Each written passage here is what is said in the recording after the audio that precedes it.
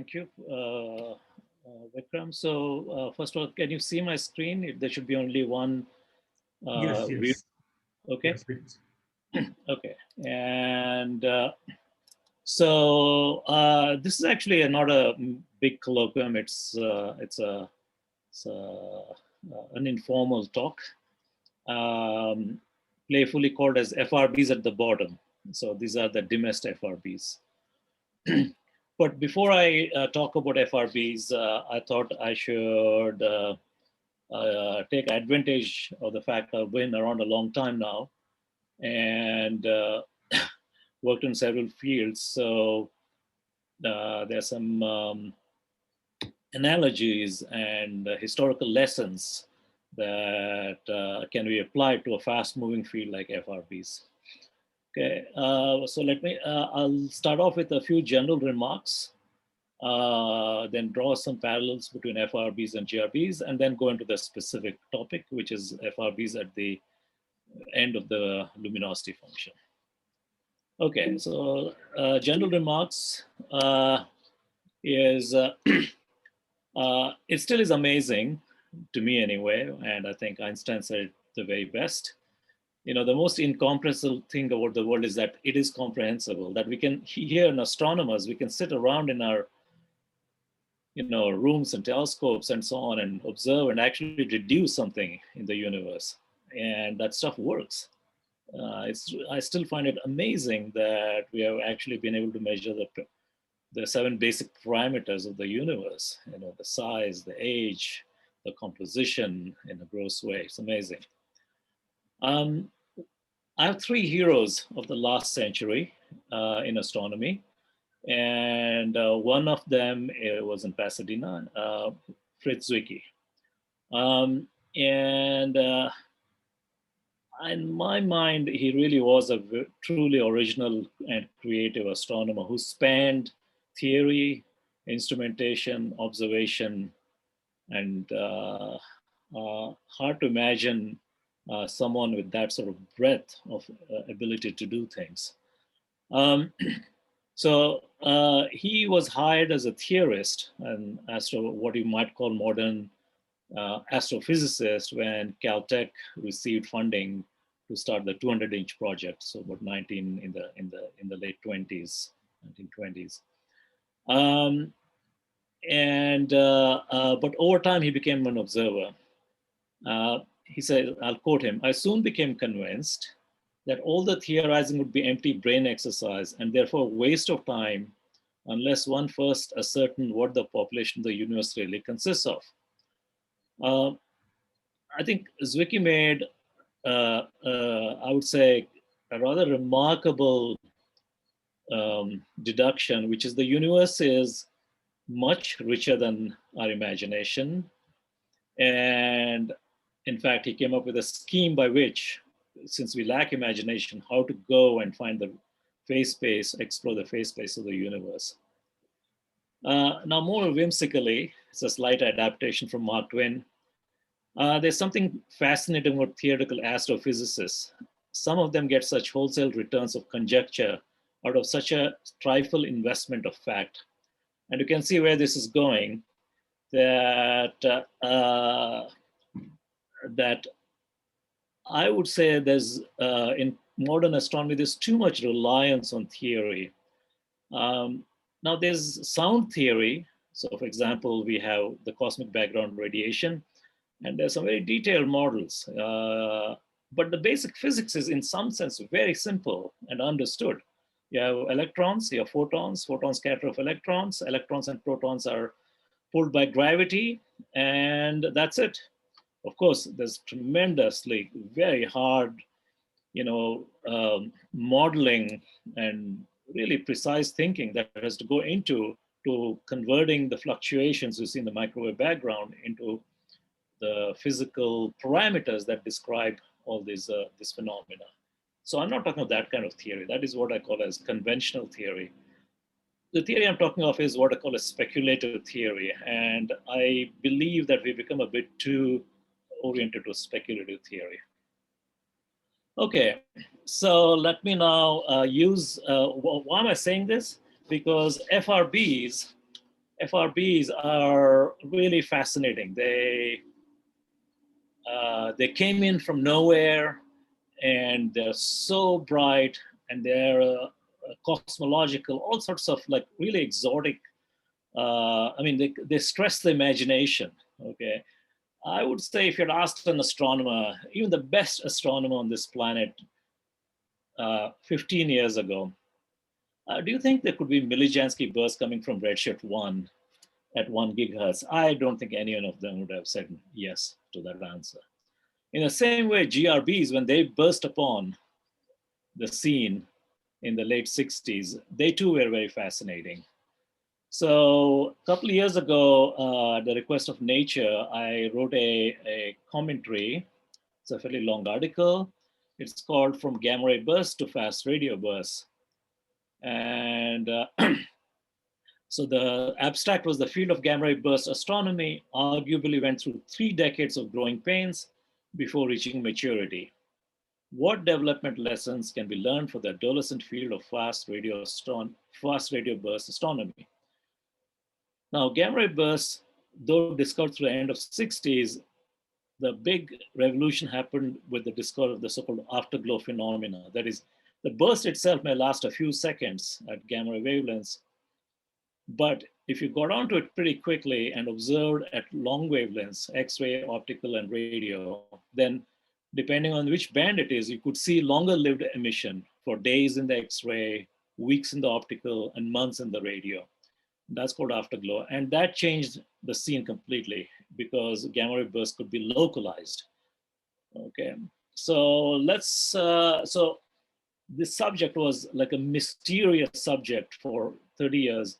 And then literally within 3 years, between 1997 and 2000, I would say more or less all the major, kind of broad understanding of gamma ray bursts was developed. Now, it could add a few more years if you want to include short, hard bursts.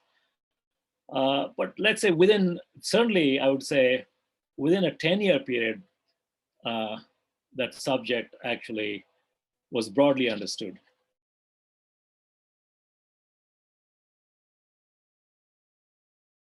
This is the real data. So the the solid line is a number of papers. Okay, you can see I didn't start only in like early 70s. There were only literally one paper before 1970, which is the discovery paper. Then, things were just, people are like trying to figure out what these were, whether they're galactic or extragalactic. And this is the big revolution, the Beppo-Sachs revolution in 1997. Okay, you can see that afterglows are discovered and lots of papers, and now slowly it's reached its peak and perhaps even declining. This is the number of papers. However, the dashed line is the number of citations. So, for example, this means in the year 2000, roughly, there were 400 times 25, okay? The citations are divided by 25. So that would mean 10,000 citations were accrued in that year. In 1997, 98, it's more because that's when the afterglows were discovered. And here, 10,000. And then it's climbing readily. Okay, excuse me. This is the citations here. Okay, and it's climbing very steadily. And I put here a bar which says MMA era, which is the multi-messenger astronomy era, which is the connection between short hard bursts, at least a short hard burst, a very low luminous short hard burst, and a coalescence of neutron star, an epochal discovery. And once gravitational wave astronomy starts producing routinely such events, this may again take off. Okay, so we now see a pattern here, but it took a long time for this field to grow. What's interesting is there's just a second. There's a paper published by a very imaginative astronomer called Mal Ruderman in 1975, which had reviewed the ideas for gamma ray bursts in that period, which is only less than 10 years, only like about 7-8 years after discovery. You should be impressed. Expanding supernovae shocks, neutron star formation, glitches, neutron stars in close bands, flare-on flare stars, flares on white dwarfs, flares on neutron stars, flares in closed binaries, nuclear explosion on white dwarfs, comets on neutron stars, Jupiter, antimatter on conventional stars, magnetic bottles and instabilities, relativist dust, vacuum polarization instabilities near rotating charged black holes, instabilities in magnetospheres and ghouls. I don't know what that would be, okay? And then he says, for theorists who may wish to enter this broad and growing field, I would point out that considerable number of combination. For example, comets of antimatter falling onto white holes, not yet claimed. Okay, this is a kind of theory that I'm absolutely against. It's completely useless, it's cheap, and as best as I can see, such theories have never advanced any, made any progress in astronomy. Okay. In fact, there's a lot of confusion. Some of it was just from, not good observations. So for example, some of the X-ray observations of gamma bursts seem to show some features which were attributed to cyclotron lines, which is absorption in the magnetic field of a neutron star. And if that's the case, then they're neutron stars, and then we know the energy scale is set, it has to be in a galaxy. And there were some, on optical plates, there were some, within the localization of gamma ray bursts, arc minute by arc minute, there's some source that appeared briefly, and it turned out to be plate defects. That is, these old star photographic plates have small defects. And if you look hard enough, you'll find a combination of a defect in an error bar. Okay, but the discovery of, and in fact, we even had a meeting, high velocity neutron stars and gamma ray bursts. This sort of, there's nothing for me to tell you other than this. None of these things, this is a meeting you have, you write papers, and it means nothing because it's not reality. Anyway, the discovery of afterglow completely, damped down this, what should I say, speculative to crackpot GRB theories. So we know gamma ray bursts come in two varieties. The long duration ones come from star-forming galaxies. Here's a gamma ray burst, and it's a star-forming galaxy. And the short hard bursts, they come from both, but in particular, this is an elliptical galaxy, it comes in the outskirts. And you can see a variety of things that are happening here for the long bursts. They're all very messy galaxies. Okay, now let me go to fast radio bursts in the same Nature article that I was talking about. Okay, so fast radio bursts came to attention in 2007. Not much things going on, just like in GRBs. Then we had this false clues, just like the gamma ray burst astronomy.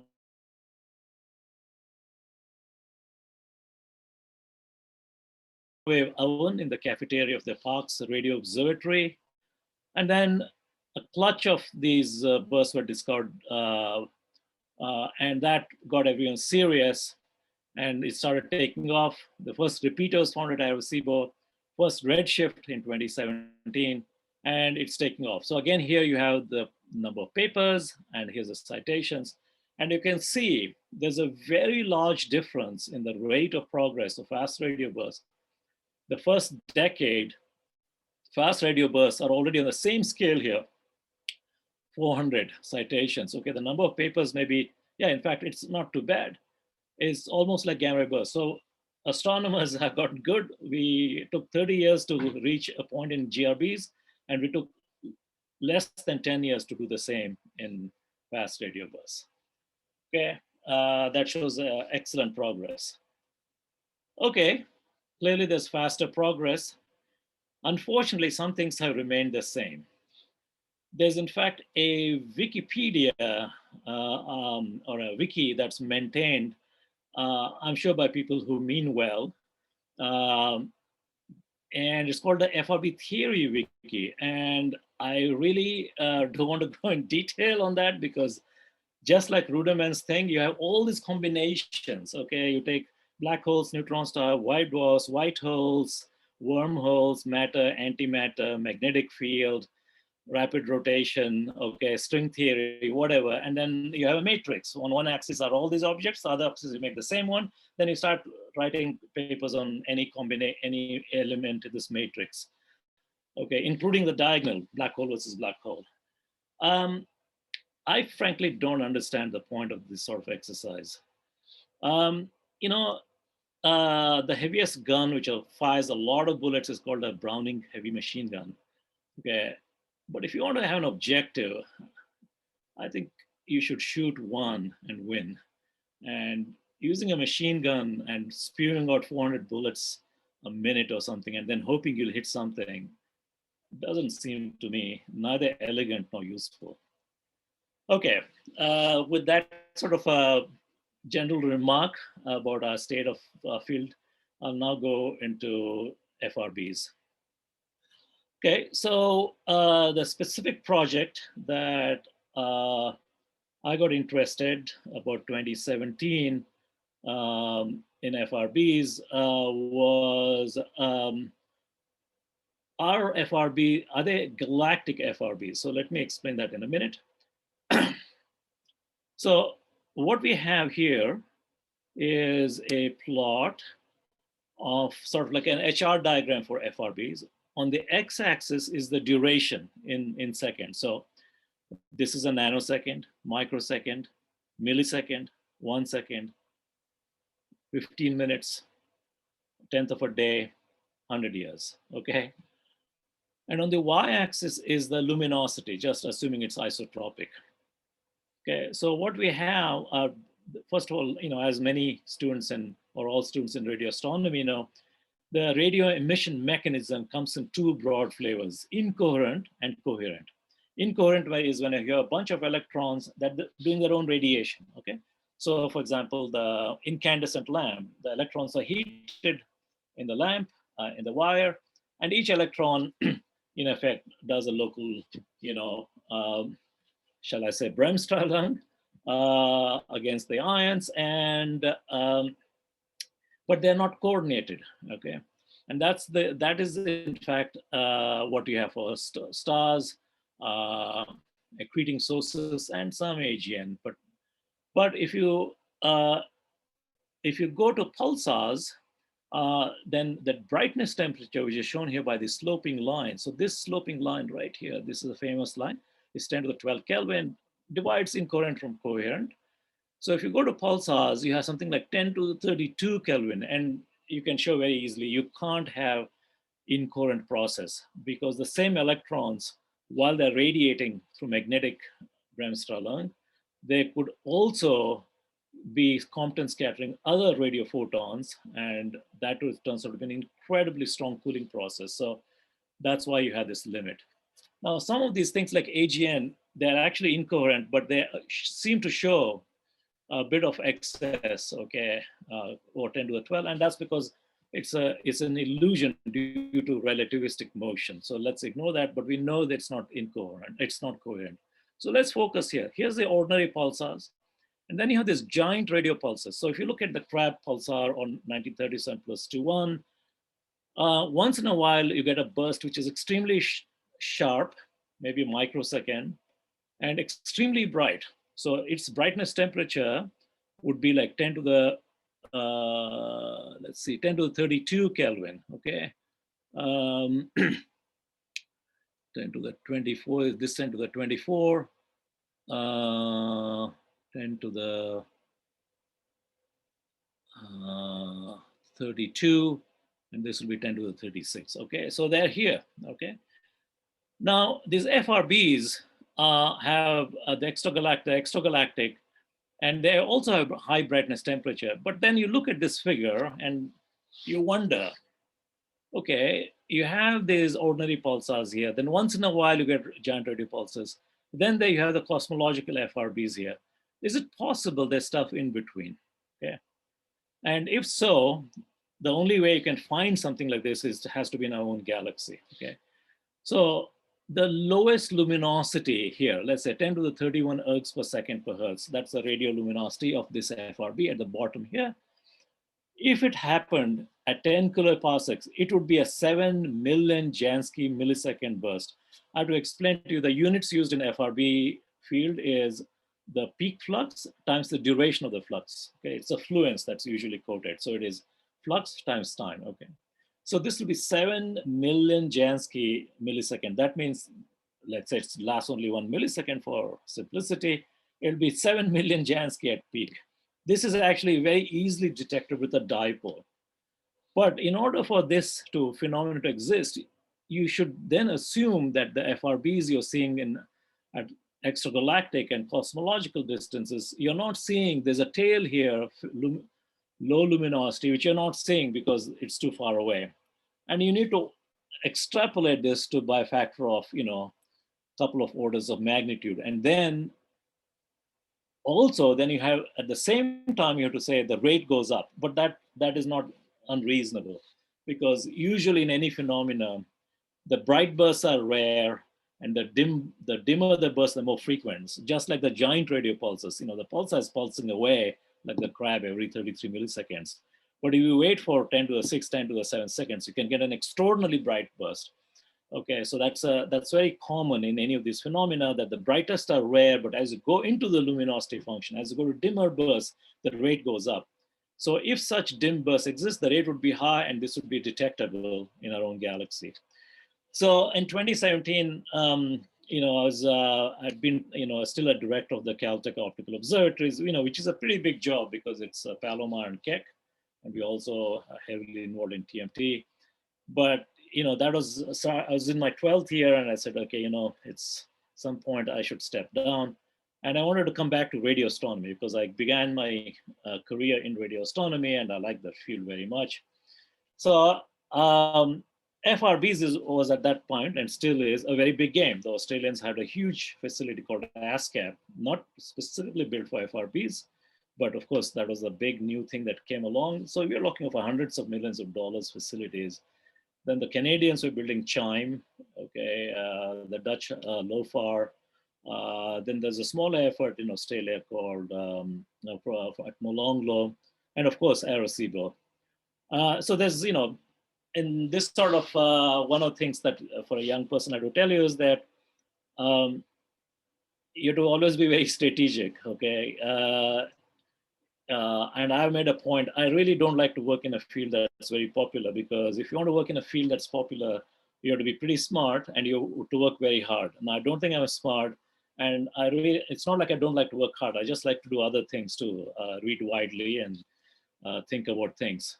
So I made a small career by sort of working on not fashionable things with the hope that it becomes fashionable after the fact. So anyway, I caught hold of a student, and I told him, look, I have an idea. Why don't you do a split thesis? The first part of your thesis would be to go and look for galactic FRBs. The chance that you'll find it, I said, is 10%, but you learn a lot of basic radio astronomy. And then after that, since at Owens Valley, we are building the DSA project, I told him, you can then work on that and do, it'll be a more conventional project with more assured papers. Okay. So this is Chris Bohinek, and he built an instrument called STARE-2. And this actually consists of as simple as really cross dipoles that are located in Goldstone, which is the Deep Space Network facility of NASA, and our own Owens Valley Radio Observatory. By the way, we are over here in Pasadena, and Owens Valley is over here. And then a cosmic ray station in Delta, Utah. And we never got to finishing the Python, which is a site next to the Very Large Array. It's a VLBA site. Okay, so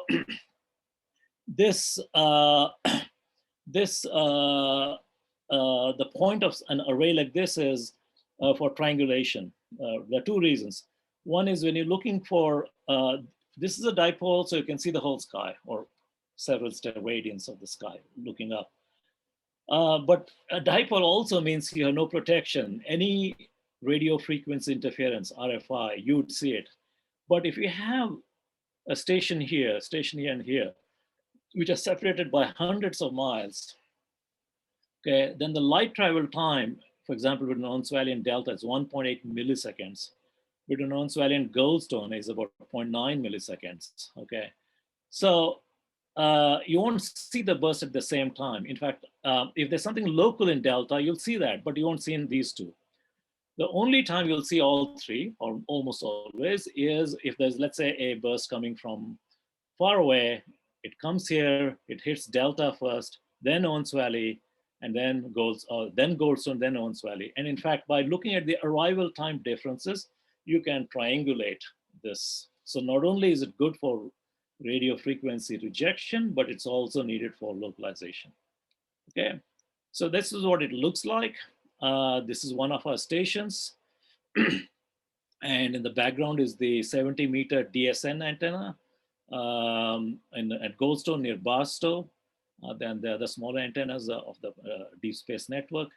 And this is the one at Owens Valley, and this is a beam. And you can see that we have roughly a full width half maximum, which is enormous, 70 degrees. And that's the whole point of this exercise, is that we are looking for really bright bursts. We don't need to point at anything, but we want to look at the whole sky ideally, because we don't know how common they are. Okay, so back to that other diagram that I was talking about. Okay, here are the pulsars. Then some pulsars are sporadic emitters, they're called RRATs. And then you have the so-called giant radio pulses shown here. And as I told you, that if you take the ordinary, the dimmest extragalactic FRB, and it happened in our galaxy at 10 kiloparsec, it's easily detectable by us. Okay. And this is what, you know, and if there's some brighter ones, it will be, then we can even see through M31 and so on and so forth. But then as you go to brighter bursts, the rate goes down. Okay, so on April, 28 April last year, it was an amazing day for FRBs. It was an amazing day for Chris. And for me, it was amazing because honestly, I thought this project had assigned to a first year student who worked for 2.5 years, had a 10% chance. And you know, whenever 10% becomes 100%, it's a great occasion. So on April 27th, the NASA Swift X-ray Observatory started detecting a forest of bursts from SGR 1935 plus 2154. So SGR here stands for soft gamma repeaters. Now, some of you know that soft gamma repeaters are highly magnetized neutron stars. We are talking magnetic field, surface field strengths inferred to be as high as 10 to the 15 Gauss, certainly a few times 10 to the 14, maybe even 10 to the 15 Gauss. In contrast, the Crab pulsar has an inferred surface field of only 3 times 10 to the 12 Gauss, okay? So these are magnetically dominated neutron stars. Their source of energy is the magnetic field. It's not rotation like in a pulsar. Okay, rather unusual stars, I would say. So they, and some of them undergo bursts in the X-ray, and once in a while, like every 10 years, 20 years, they undergo a really bright burst, and that's the name, soft gamma repeater, and they repeat, okay? So CHIME, the Canadian H1 intensity mapping project, built for H1 intensity, but I would say has met its great success in FRBs. I don't know the status in the H1 mapping. They, they reported a dispersed burst with an estimated fluence of only a few kilojansky milliseconds, consistent with the SGR position. Okay, so let's go to this and I'll come back. So here's the this is a sky view. Now CHIME is got 4 cylindrical paraboloids, and then they make beams on them, sort of like UT style, but there are 4 of them. And so CHIME makes beams up and down in zenith angle. Okay, and CHIME is located due north of Owens Valley, okay, in Canada. So this solid blue stuff is there, you know, the many beams they're formed. But the burst was apparently bright enough that it was actually caught in some nth side lobe of this very, you know, highly sensitive array. So let's go back to this. So the Canadians found something which is a few kilojansky milliseconds. They're not appreciated at that point.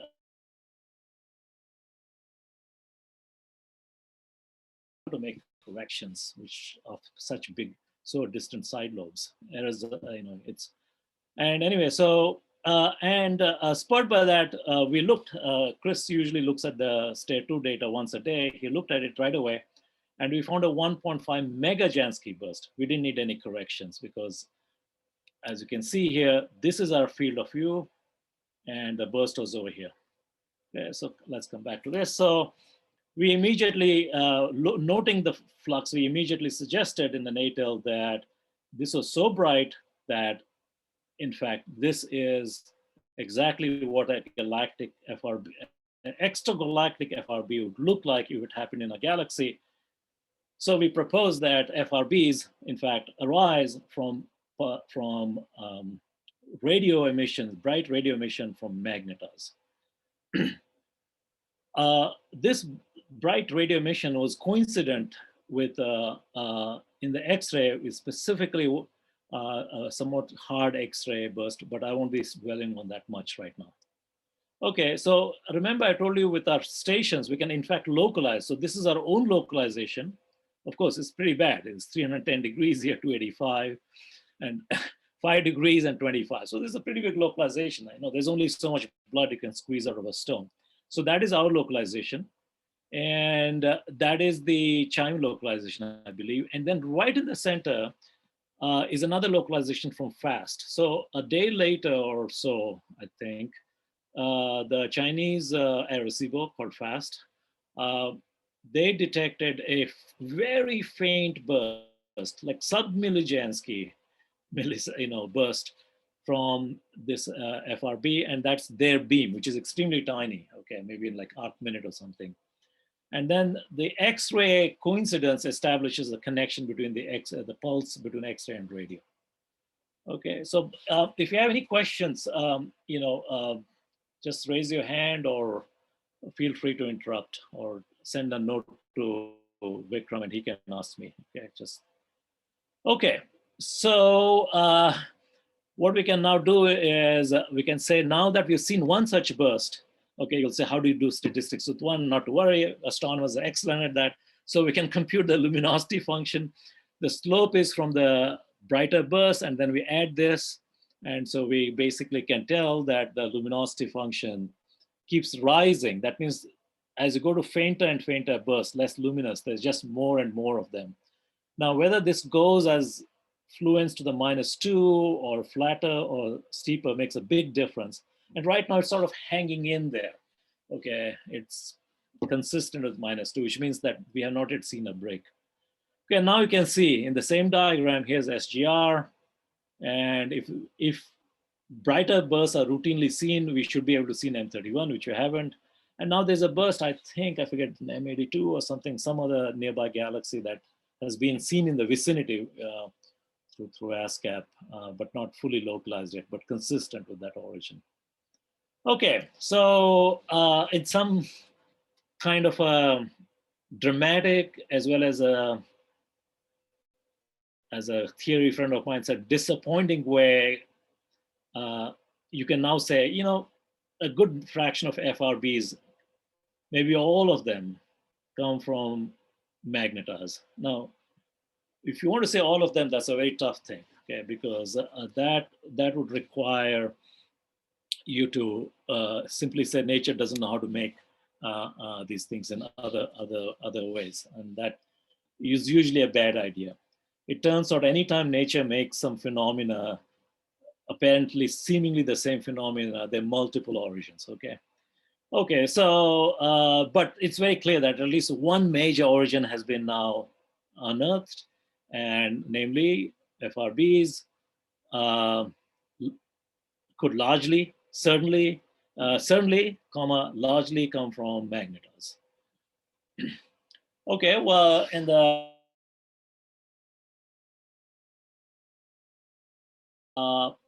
I'd like to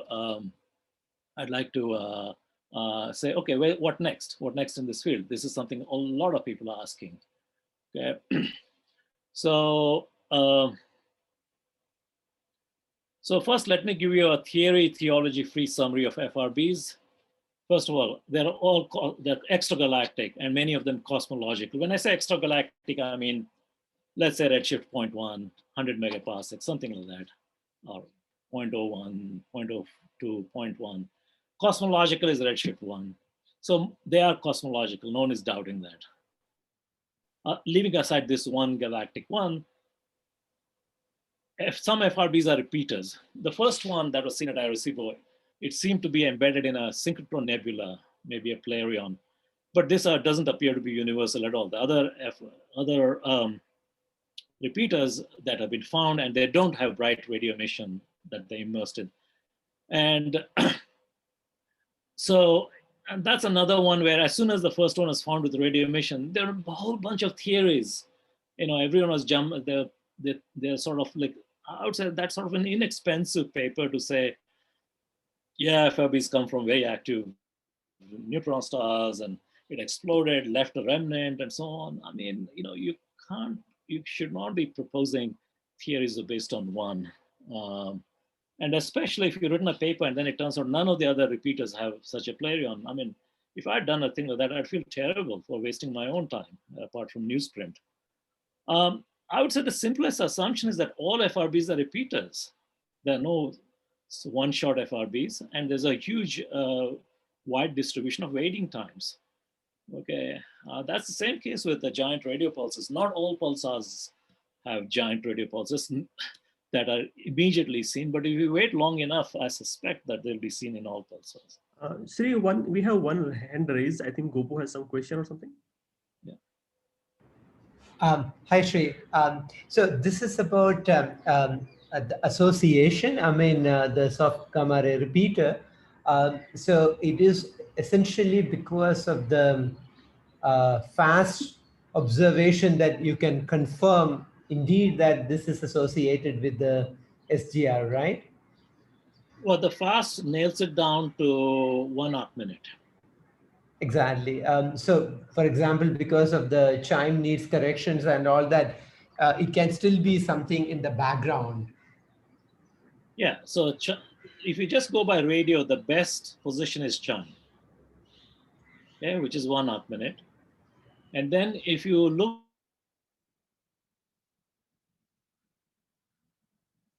burst is associated at the millisecond level with this hard burst, that nails it down to the X-ray, which then becomes an arc second. And that coincides with SGR 1935. Okay. Thanks. And then you have the dispersion measure, okay, which also is consistent. Yeah. Okay, so if you leave aside the repeaters, the observed all sky rate of FRBs, which may be like 10,000 FRBs per day over the whole sky, which is pretty high. In fact, it doesn't support any catastrophic model. And my life, I don't understand. There's so many colleagues who have written papers about strings, black hole batteries, evaporating primordial black holes. Again, I must say that I really would like to understand the origin of this sort of a speculative mania, because it's a waste of time. There's absolutely no reason to speculate if you don't have data. Okay, and then I'd urge some young people, don't go off rushing to work on minor contributors. So there's always someone who will say, oh, but coalescing neutron stars, when the coalesce, black hole is found, all that magnetic field, you get a blitzar. Maybe it's an AGN, intermediate mass black hole. Yeah, it could be, but it's a minor phenomenon. It'll contribute in a minor way to the rate. And so you got to always work. Science means a systematic pursuit. So you start with the biggest thing you understand, solve that, and then go to the next one. But to immediately invoke intermediate mass black holes, which we don't even know if exists, with a neutron star in an eccentric orbit and a battery that's operating some Jupiter IO system, it's a waste of time. It's a complete waste of time. And I quote the GRB experience to tell you how all those papers that were speculative had zero impact on the field. Okay. Santanu has something? Yeah. Santanu? Yeah, so just to follow up, have there been during this burst counterparts detected at higher energies in MEV gamma rays or TV gamma rays also? No. Okay, thank you. It may exist, but there's no, those things don't, energetically it seems somewhat implausible, but no. Okay, then if you look at, now we have enough of a sample, maybe about a dozen FRBs which have been localized primarily by ASCAP, and then the repeaters, because when they repeat, you can use the VLA or EVN and localize them interferometrically. And so you can figure out what sort of galaxies do these FRBs come from? Well, they come from star-forming galaxies. Then you can say, where are they happening? Because that's a big clue. If all the FRBs happen in the centers of galaxies, oh, okay, then you could say maybe it is a supermassive black hole. On the other hand, if they happen in spiral arms and elsewhere, then you say, okay, what other things also go in the same way?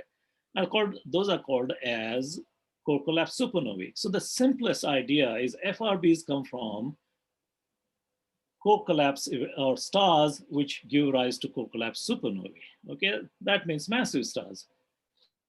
And we know that maybe a third of the massive stars end their life or they leave a magnetar, and maybe half or maybe a bit more leave ordinary neutron stars and the remaining black holes. We know this from a variety of reasons. So that's all there is to it. And then there are all these papers on supernovae and so on and so forth, for which there's absolutely no evidence. So my view is that when you have only one localization, you write a paper, comes with radio emission, like that repeater. You have two, then you say, that galaxy looks small like a supernova. You write another paper. Then when you get 12, all those papers are useless because they're completely speculating on no data. So I don't think scientists should speculate in the absence of data. But apparently there's this is some disease that astronomers inherited from people working in string theory and particle physics and LIGO project. A fraction of FRBs show scattering tails. Okay, and that's a very interesting clue. Don't know what to still make out of that. There's no evidence that FRBs are formed in very gas-rich, very dense nebula. Okay, so all of this is consistent with magnetars. Some of them are in flareons, not particularly fantastic ones. Some are in supernovae remnants, but many are not. Okay, so I would say the simplest idea here is a low luminosity FRB has now been linked to a magnetar, which is not, by the way, particularly exceptional. This SGR, we have maybe a few dozen magnetars. It's not the youngest one. It's not the oldest one. It just seems like an ordinary magnetar. Okay, so I would say what next in this field? I would say there's an obvious line here, right? You can say, I really don't care what FRBs are. I want to go and use FRBs to do tomography. That is, I want to use FRBs to probe intergalactic medium, circumgalactic medium. Yeah, I would say go for it. Okay, that's solid astronomy. Okay, it's like pulsars. Many people really don't care why pulsars pulse because the theory turns out to be extremely complex despite so many years of pulsar, since pulsar.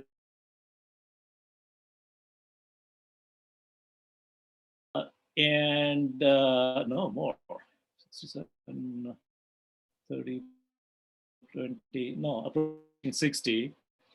We still don't have a sound understanding of the full emission model for pulsars, but pulsars can be used to do beautiful, pioneering.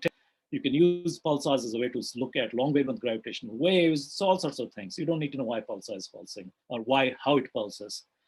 So that's, I'm leaving that aside because it's pretty straightforward, and that's what the big facilities will do. CHIME, ASCAP, DSA 110, they'll grind through that, localize, use a large optical telescope, get the redshift, plot DM as a function of 1 plus z, look at the offsets. Yeah, good stuff. Several theses can be done there. Now I'm saying, but let's go into trying to understand the beast. I would say the real action here in my mind is the bottom of the luminosity function. So I would say characterize the luminosity function of FRBs, and we need to know where is the cutoff. Does this e to the minus, the frequency or the rate just keep screaming away as it goes lower energies? Of course, at some point it has to cut off, otherwise it'll diverge. Okay, but that's an extremely important clue. And if it cuts off, then we know there is a real difference between ordinary pulses, giant radio pulses, and FRBs. There's a very different physics that's involved here, okay? And we need to understand that energy scale. Then we need to understand what is the deep connection between the radio and the X-ray. In my opinion, the X-ray phenomenology right now is very rich and confusing. These magnetars have all sorts of X-ray things. They go through the spectacular giant flares, which are in the hard X-rays. their pulse, they have QPOs, sort of, and then they have these bursts and forests of bursts and many things. And it's like it's a whole zoo out there. But most of them don't produce radio. We know that because SGR 1935 is active. Chime has been looking, and more than that, us, we've been looking all the time. And I can tell you, we can put a complete limit on that, over an 18-month period. So the next one would be is to localize FRBs in nearby galaxies, okay? Which would then allow us to locate FRB sites at the parsec scale. That's an important clue. Okay, separately, we have giant radio pulses. We have RRADs, FRBs. Is there other additional phenomena in the radio sky at gigahertz that is short-lived? Could you really have some things in between, like a burst from SGR 1935? Because SGR 1935 seems to produce Jansky bursts and mega Jansky bursts, but nothing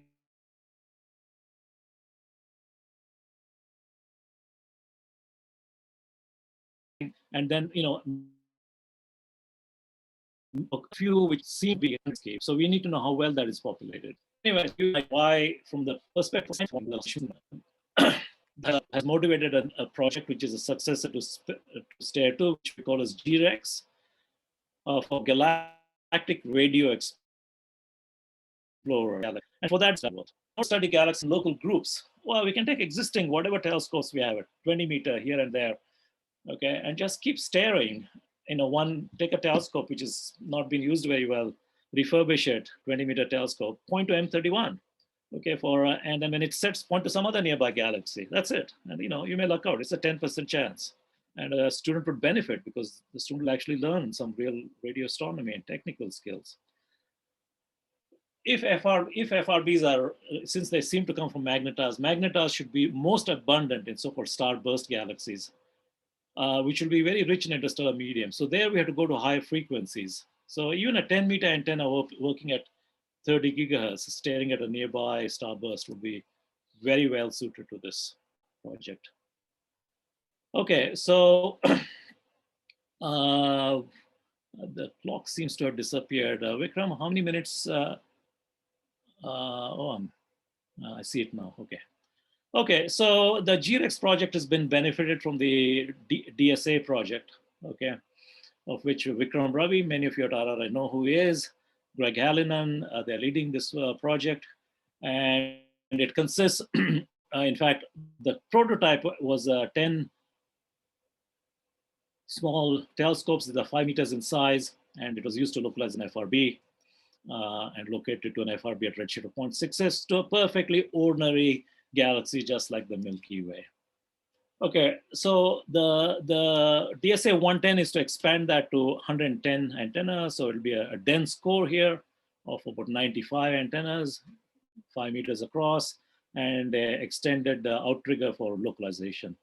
It uses Casper technology and some amazing developments done by Sandy Weinreb and his student Shi. Okay, so yeah, so there are all these other big FRB things going on. And I'm not involved in any of this.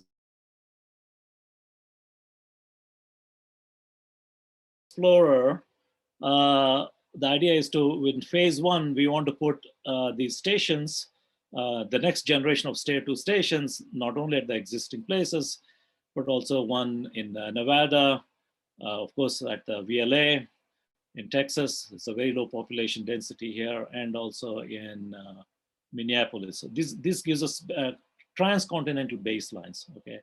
So the project scientist is a young postdoc, Liam Corner, and project engineer is a grad student in electrical engineering called Kiran Sheila.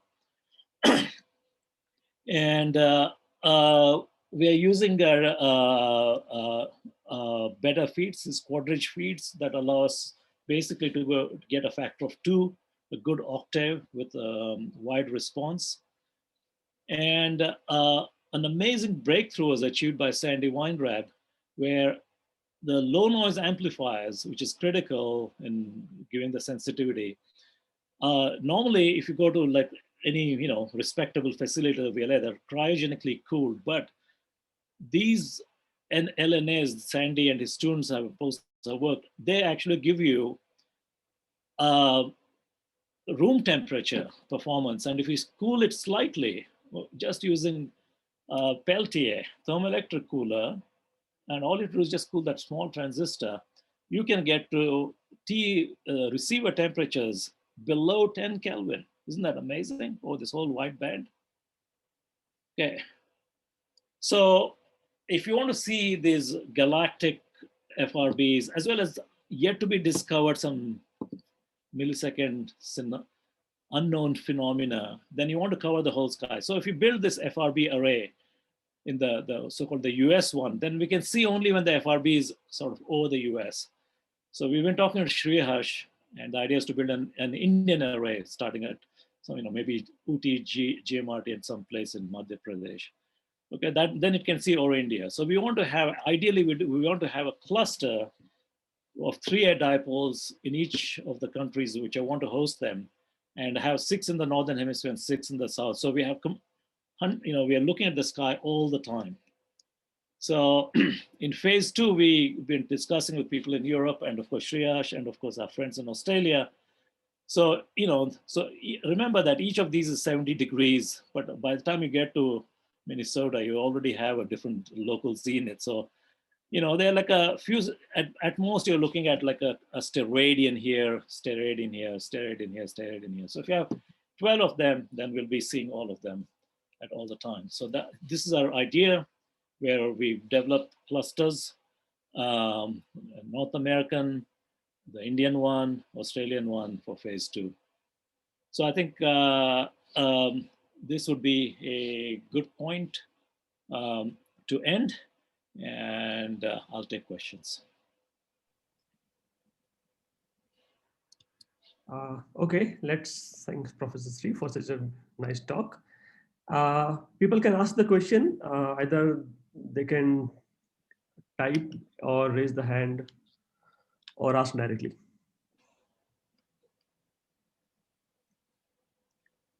So any questions?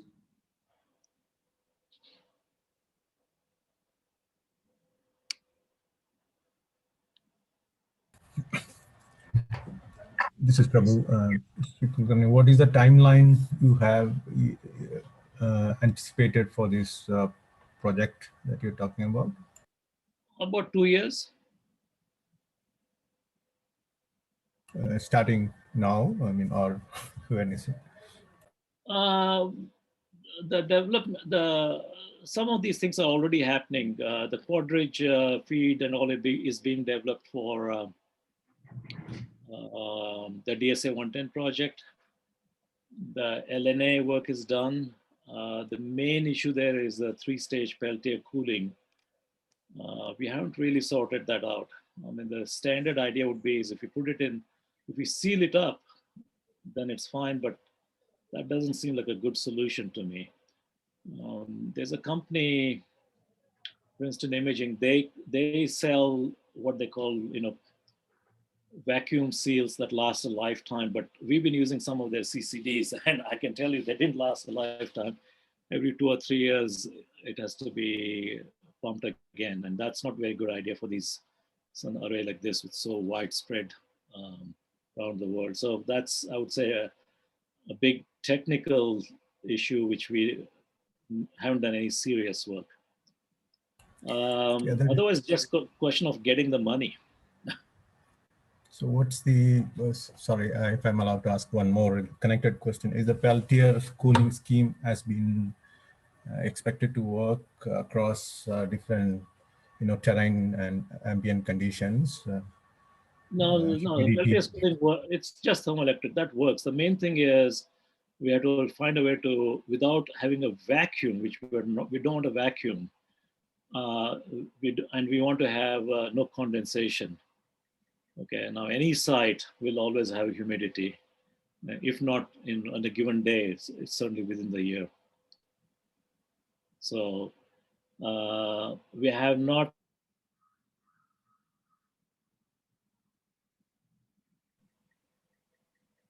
And another connected question is, in each of these stations in different countries or continents, how many DSN kind of these antennas that you anticipate are likely to be there?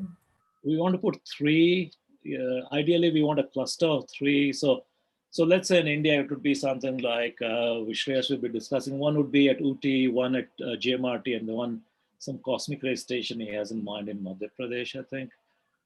Because they're separate, ideally we want something like 500-600 kilometer separation to eliminate, to have clear discrimination against local RFI. And also it gives us some, some resolution, on the sky. So just to plant one is no good. So we need to have, and then they'll have their own data reduction. We got that all done. I mean, there's a local computer which reduces the data, and it only mails out high value candidates now and then. So you plan, obviously these are dish antennas. So you plan to keep them? No, they're not dish antennas. Okay. No, so you sorry, didn't see. These are the dipoles. Yeah, sorry. Okay. I think Santanu has something. Yeah, so just maybe 2 short questions. I guess is there anything really new and interesting we can learn during the SK era? And just second question also I will ask. So I mean, you mentioned about how we can use FRBs as probes. So I guess what is the most interesting thing which we can learn either along physics or astrophysics along the line of sight, or what else do you have in mind? Well, no, that path is very well laid out, right? I mean, if you can measure the total electron column density to, thousands of galaxies, you'll learn, very quickly, you will understand what is the distribution of intergalactic matter. The old idea was that intergalactic matter is homogeneously distributed, but the new idea is that, each galaxy has its own rather rich circumstellar medium. So for example, in our own galaxy, we believe that if you go out to 200 kiloparsec, it has a big extended circumstellar halo, and it may have as much as a dispersion measure of 30 centimeter minus 3 parsec. So I think this whole circumgalactic medium is a very active area, and FRBs will play a very big role in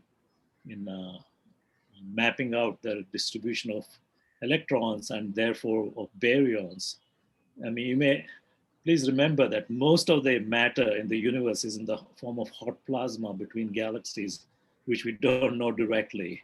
We know what that number is thanks to the CMB experiments, which give and the supernova projects, which give all the parameters, including omega B. And stars and local interstellar medium is a tiny fraction of that, maybe less than a sixth, and the remaining 5/6 is what FRBs will actually.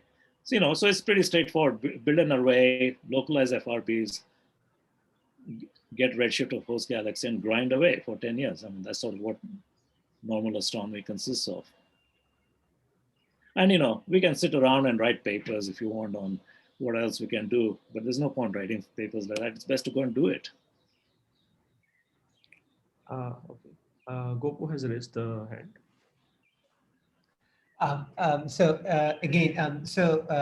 The DRX, GREx experiment. So this will have many elements similar to what Desh is also trying to put up a bunch of dipoles on, institutes and all that, but I can't remember the frequency range. You will go up to L-band, I presume? Yeah, we'll operate between 1 and 2 gigahertz. Okay. Actually, 0.7 to 1.8 gigahertz. So you need each station something of the order of a kind of few hundred dipoles, or? No. There's only one dipole. Oh, you only need one. Okay. But you said there will be a central array in the case of the, No, I was just describing the DSA system. Okay. Oh, okay. So then this will be fairly cheap. You are only putting few dipole per station. That's what you're saying. No, not even few. Just one. Okay, just one. Okay, cool. So let me second. This is what a station looks like. No, the one you showed me in, near you. Yeah. That's what it is. It's got a weather thing, so rain and all Sure. won't affect it. There's a small hut we need for where we put all of our computer and signal processing, and internet link, which it mails only the highest value candidates as it finds them. So it's not a very broad internet link. And this you'll eventually have the LNA. This one didn't have the cool LNA, right? That's what. No, it didn't have. But the performance of this is still exceptional. The total system noise on this is only 60 Kelvin. It's not bad. Okay. So if you look, so the stair experiment was basically, let's see, where is it? Yeah, so we had one dipole at Owens Valley, one at Goldstone, one at Delta. And that's all it was. Okay, we have a Thank you. couple of questions in the comment section or chat section. I will just read it. So first one is from Mugundan. He's asking, was there any simultaneous signature seen in OVRO LWA station during the SGR observation with stair 2? Yeah, I don't know. It's a good question. I'm not sure if anyone hasn't taken a look. I don't know whether it was, maybe it was, I don't think it's been up because they're doing a phase 2 upgrade for a year right now. But I'll check and get back. Okay. There is another question by Mayuri. She is asking that I am curious to know what determined the choice of frequency for GREx project. Is it some statistical expectation of counts over this frequency range? No, it's extremely practical. It's first of all, we know FRBs exist in this band. For a while, there's some issue whether they exist at low frequencies or not, and it may be they do go to low frequencies now. There's some work from LOFAR. They certainly can go to high frequencies. They've been seen at 5 and 8 gigahertz. But if you go to high frequencies, you then the collecting area goes as lambda squared. So you have to do this calculation at this point, and very quickly you'll find yourself using a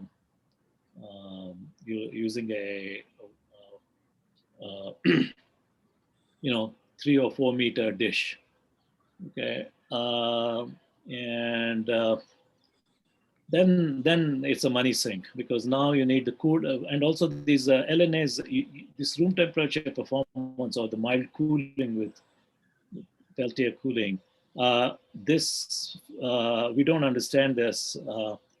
Whatever it is, this magic only works to about one. The reason we cut off at 1.8 gigahertz is if you look at that performance of the receiver, the noise is climbing rapidly as you go to high frequencies. So even something at 2 gigahertz, you are driven to cryogenic things, and then it's expensive. The kind of cost we are looking for each station, everything included, okay, that is Casper signal processing cards, fairly powerful computer for the local dispersion search, and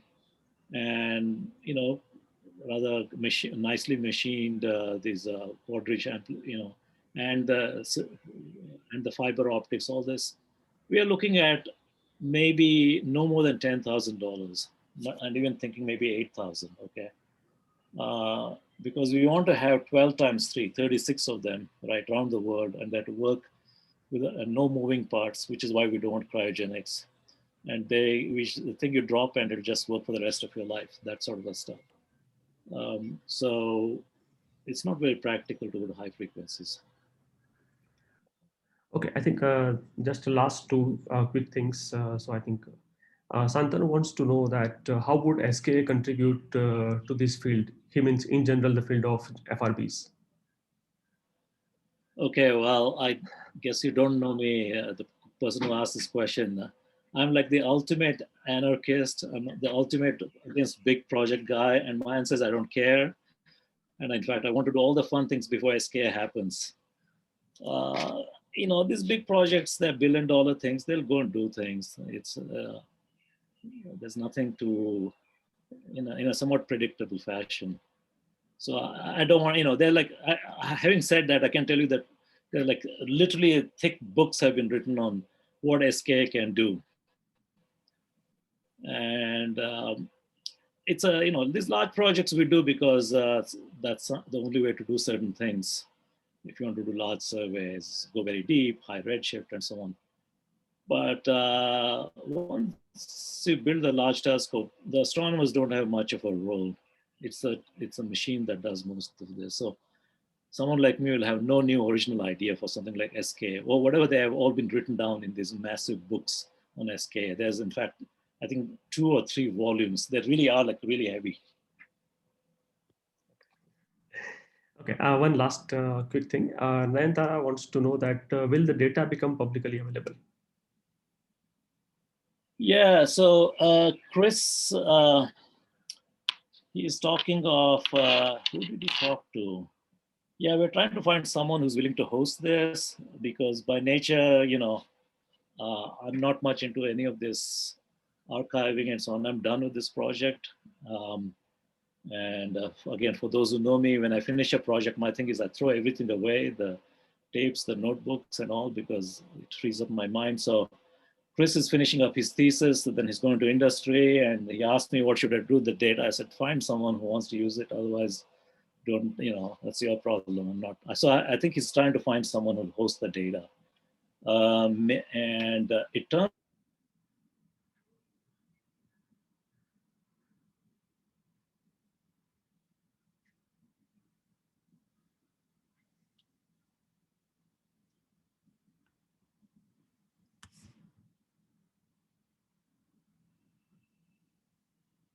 to curate the data.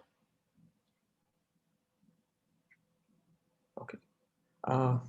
Okay. So I think it's also getting quite late for him. It's odd hours, and I think we will end the seminar here. And let's thank Professor Shri Kulkarni. Although it's a virtual, I think there are some emojis we can just thank him. Thank you very much.